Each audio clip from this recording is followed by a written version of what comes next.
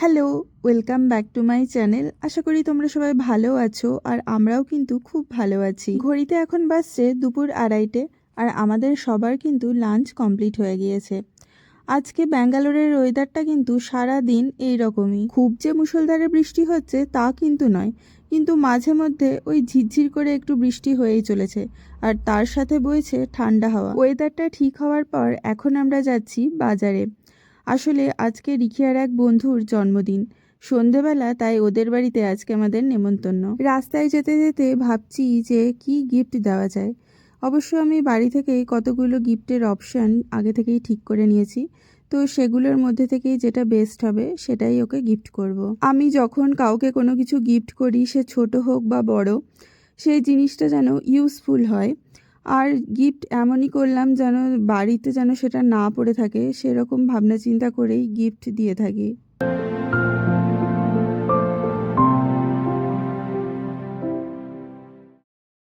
সন্ধেবেলা আজকে বার্থডে পার্টিতে এই ড্রেসটা পরে যাব বলে ঠিক করেছি, তবে এই ড্রেসটার সাথে কোন কানের দুলটা পরবো সেটাই ঠিক করতে পারছিলাম না।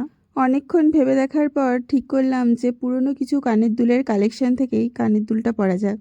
তো এই ঝুমকো কানের দুলটা আমি অনেক বছর আগেই কিনেছিলাম, আর তখন বেশ হুজুগের বশেই কিনে নিয়েছিলাম। তো একবার কি দুবার পরেছিলাম, কিন্তু তারপর আর পরা হয়ে ওঠেনি, তাই এটাই পরবো বলে ঠিক করলাম। তো চলো তোমাদেরকে দেখায় যে রিখিয়ার বন্ধুর জন্য আমি কি গিফট কিনলাম। ফাইনালি আমি ওর জন্য এই চেসটা কিনে এনেছি। জানি তোমাদের অনেকেরই মনে হতে পারে যে একটা বাচ্চার পক্ষে চেস খেলাটা একটু ডিফিকাল্ট, কিন্তু আমি এই খেলনাটা কেনার আগে কিন্তু খেলনার গায়ে যে এজটা মেনশন করে দেওয়া আছে সেটা দেখেই কিনেছি। ব্যাঙ্গালোরে আমি কিন্তু সব দোকানগুলোতেই দেখেছি যে যে কোনো বাচ্চার জন্য খেলনা কিনতে গেলে কিন্তু সেই খেলনার গায়ে এজটা উল্লেখ করে দেওয়া থাকে। এতে কিন্তু যে কোনো খেলনা কিনতে খুবই সুবিধে হয়। যে দোকান থেকে আমি গিফটটা কিনলাম সেখানে আমি বললাম গিফটটা র্যাপ করে দেওয়ার জন্য, কিন্তু ওরা বলল যে ওরা গিফট র্যাপ করে না। তাই আলাদা করে আমি একটা র্যাপিং পেপার কিনে এনে এখন এই গিফটটা র্যাপ করতে বসেছি। আজকে আমাদের রিখিয়ার বন্ধুর জন্মদিন ছাড়াও আরও একটা নেমন্তন্ন রয়েছে। আমাদের ফ্ল্যাটের একটি বাচ্চার জন্মদিন। একদিনে দুজনের জন্মদিন পড়ায় একটু সমস্যা হয়ে গেছে। সন্ধেবেলায় আগে কার বাড়ি যাব সেটাই ফার্স্টে ডিসাইড করতে পারছিলাম না। তারপর ঠিক করলাম যে আগে দূরের নেমন্তন্নটা অ্যাটেন্ড করে আসি, তারপর না হয় আমাদের ফ্ল্যাটের নেমন্তন্নটাই যাওয়া যাবে। সেই কারণে আমাদের ফ্ল্যাটের প্রতিবেশীকে আগে থেকে ইনফর্মও করে দিয়েছি যে আমাদের ওদের বাড়িতে যেতে একটু লেট হবে, যেহেতু আমাদের আরও একটা নেমন্তন্ন রয়েছে। আমরা এসবের মধ্যে দোটানায় ভুগলেও রিখিয়ার কিন্তু আজকে ভারী আনন্দ, কারণ আজকে ওর দুটো বন্ধুর একদিনে জন্মদিন, আর দুটো বার্থডে পার্টিতে একসাথে যেতে পারবে বলে কিন্তু ও ভীষণ খুশি। গিফট র্যাপ করতে করতে কখন যে সময় হয়ে গিয়েছে যাওয়ার আমি টেরই পাইনি। আর এখন রিখিয়াকে আগে রেডি করব আমি, তারপর আমি নিজে রেডি হব। তো চলো তোমাদেরকে আমার ফাইনাল লুকটা দেখাই। আর লুকসের মধ্যে একটুখানি চেঞ্জেস আমি এনেছি, সেটা হচ্ছে আমার সেই ঝুমকো কানের দুলটা প্রচণ্ড কানে হেভি ফিল হচ্ছিল, ওই জন্য আমি এই ছোট ঝুমকো কানের দুলটাই পরলাম।